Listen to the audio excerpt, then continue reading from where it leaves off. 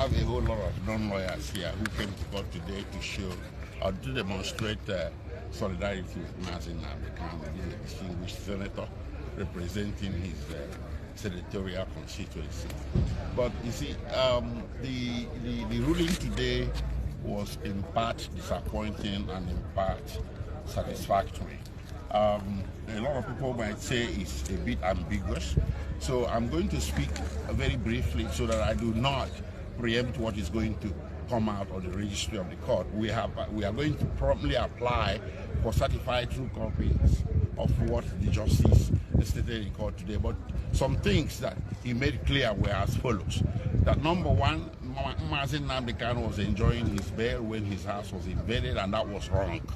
If you recall, we had obtained a judgment in 2022 at the High Court in Abuja State, awarding him $1 billion. So this indirectly affirms that judgment. And that the manner of bringing him into Nigeria was also wrong. But despite all of that, the Supreme Court found cause to send this case back to the Federal High Court. And sending it back to the Federal High Court is actually called remission. And when they remit with instructions.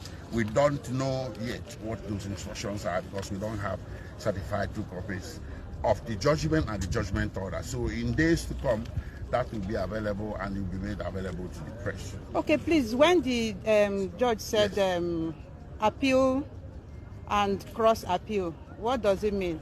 Well, the government appealed against the discharge granted by the Court of Appeal, and we cross appealed, okay, against the stay of execution granted by the Court of Appeal. So these were the issues. But what came out was that the revocation of his bail was wrong.